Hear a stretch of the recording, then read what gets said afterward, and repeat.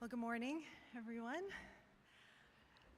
So if you're on social media, you might have seen in the past couple weeks variations of this meme going around during the NBA playoffs. So it's a little bit hard to see, but it's basically Squidward looking longingly at SpongeBob, Patrick, and Mayor Mamdani with expressions of absolute unfettered joy on their faces with the words, "How it feels not to be in New York right now." There was a lot of envy expressed across social media about how awesome it seems to be in New York at this moment. And there was a similar sentiment expressed in a Substack article that I read a few days ago by a writer named Kiki. And the title was, "I think I'm homesick for a city I've never lived in. On New York, the Knicks, and the strange ache of wanting to be inside." And so she began. "I watched videos from New York last night and felt that very specific kind of envy that has nothing to do with basketball and everything to do with wanting to be inside a life that feels more alive. The Knicks had just won the NBA championship, their first since 1973, and yeah, woo, Knicks in 5. And the city looked like it had become one body. People spilling into the streets, orange and blue everywhere, strangers hugging strangers, people screaming like the joy had nowhere else to go. I was not there. I was in Vancouver, watching through my phone, feeling that strange little ache that arrives when a place you do not live somehow starts to feel like evidence of the life you are missing." It's a really great article, actually, that I commend to you to read. And I felt like this was a good starting point for us as we begin this summer series on pilgrimage. And it's because this writer is speaking to something that is deeply universal. Like, even if you don't live in New York City and you're out there partying with SpongeBob and Mayor Mamdani, even if that is true, that deeply universal ache she's talking about is longing. It's longing for something bigger than yourself, something that is beyond your current experience.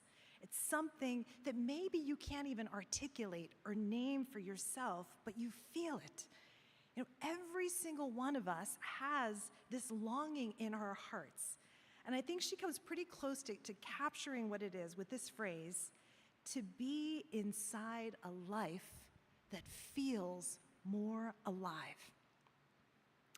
Longing is the starting point for the pilgrim.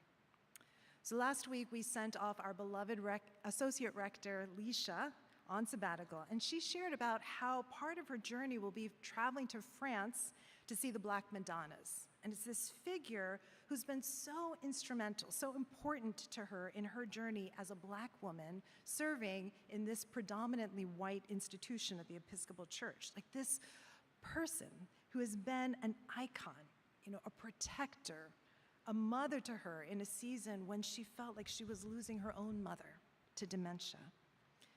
Now, Leisha could have just looked at pictures, right, of the Black Madonna online or in books, but it would have not been the same.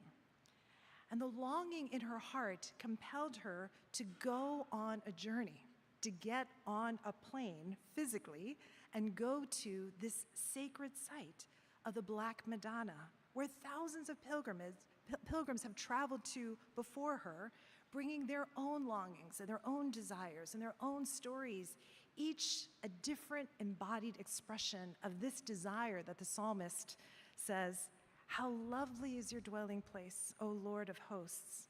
My soul longs, indeed it faints, for the courts of the Lord, for your presence." Now, lest we think that this psalm is expressing some kind of ancient version of American individualist consumer Christianity, where it's all about just me and God, me making it to heaven, me in my highly privatized experience of worship, Like, let's think again. Because remember that the Psalms were the songbook of the entire people of Israel throughout generations to this very day. The backdrop to the Psalms was this story of God's covenant faithfulness to them, God's promises to their ancestors like Abraham and Sarah and Isaac and Rebekah and Jacob and Rachel, that God would be their God and that they would be God's people. It's the backdrop of the Exodus and their journey as a people towards freedom. The God who led them from their bondage to slavery in Egypt through the wilderness into the promised land. The backdrop is this God who was with them in their exile and who spoke to them through the prophets, as in Isaiah, where he said, "See, I am doing a new thing.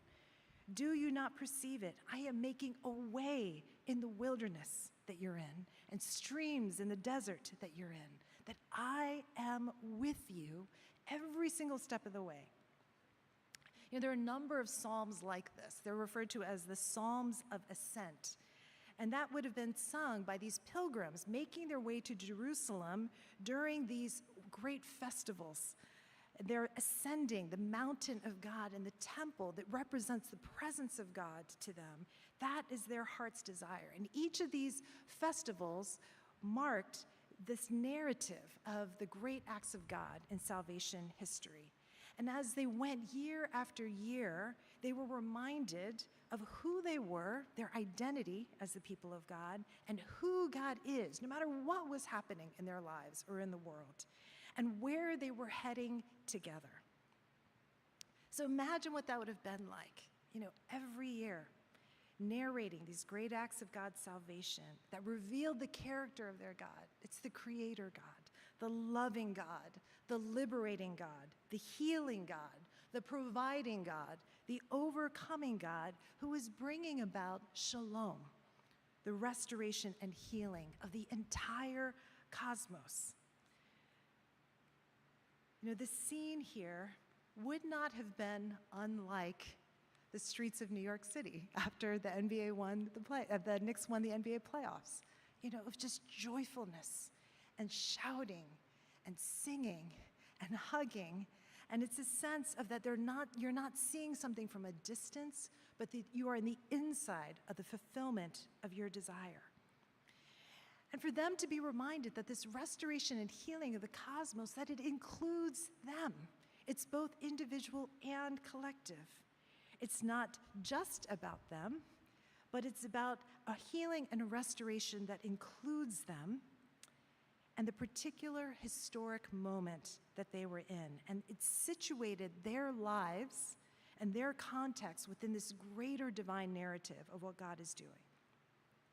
So now fast forward, 1,000 years to this intimate scene in Luke 24 in the Gospels, where you see on this road between Jerusalem and Emmaus, two pilgrims on a journey. And they are walking away from a horrific tragedy, the crucifixion of their beloved teacher and Lord at the hands of the state. It's what we see in every generation, doing what the empire does, dehumanizing and controlling and crushing. Drew Jackson says, in every generation, empire's gonna empire, right? And so they meet this stranger on the road, and it's Jesus, but they don't recognize him. And so he asks them, "What are you talking about?" And they pour out their hearts, the grief that they're carrying, the disappointment, the astonishment at what the women are saying, and this longing. How much is contained in that phrase, "We had hoped." We had hoped. We had hoped that he was the one who would finally liberate our people. We had hoped.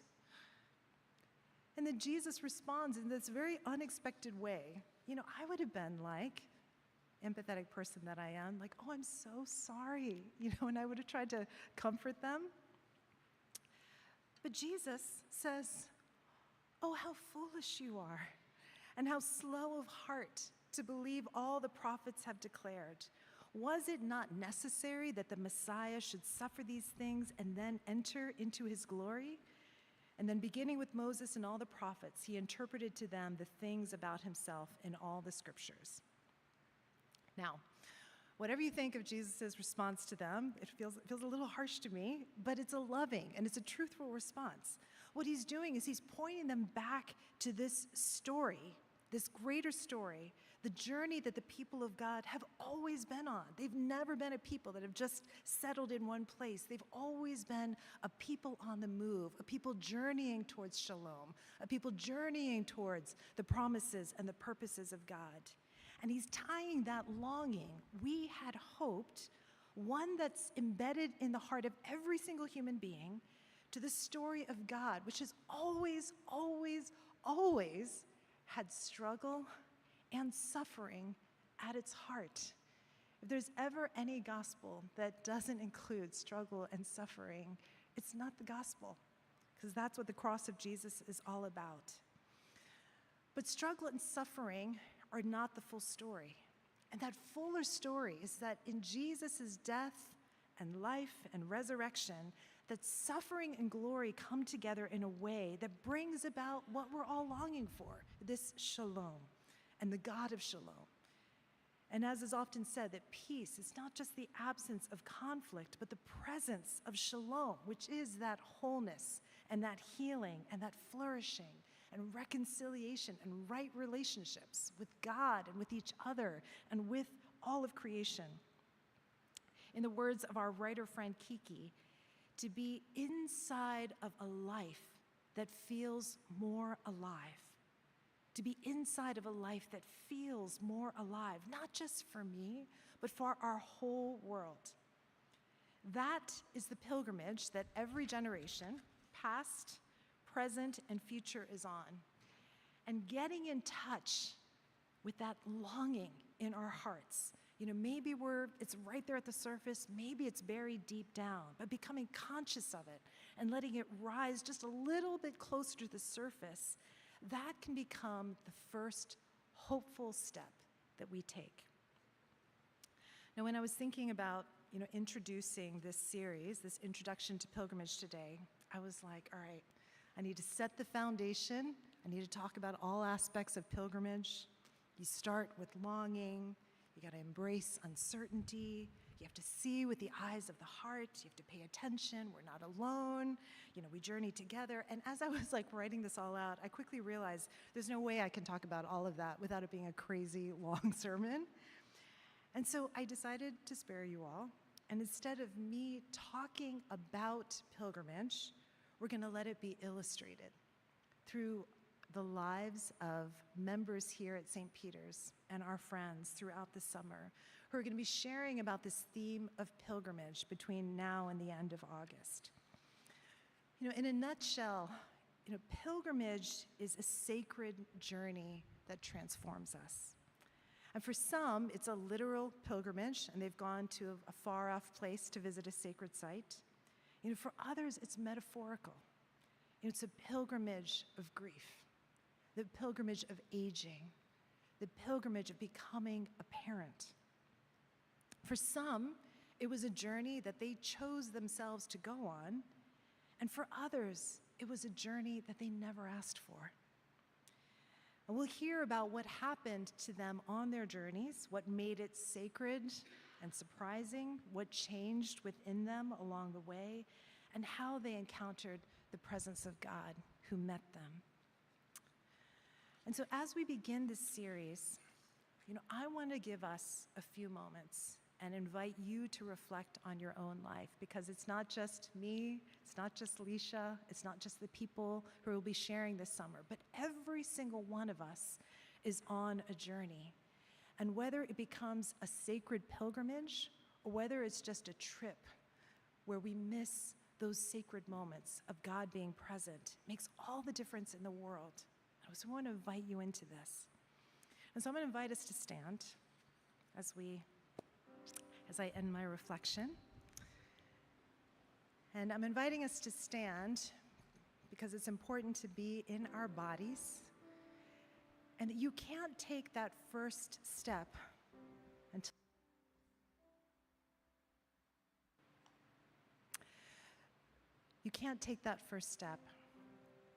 until you stand first. And what I want you to sit with is one of these questions. Where do you notice longing in your life right now? Will you give yourself permission to notice that longing? Maybe you've kind of shoved it down because you're like, oh, it seems too simple or too superficial or selfish. But where do you notice longing in your life right now? Where do you find yourself saying, we had hoped, I had hoped, and experiencing that disappointment, that ending, that sense of no possibility in sight? What journey are you on? Maybe a journey you chose, or maybe one that you did not choose. What is the sacred journey that God may be inviting you to notice this summer? To just sit with God in the stillness, in the silence. Maybe there are no words that come to mind, but it's just a feeling you're growing aware of. What is that longing? That's the first step in your pilgrimage this morning.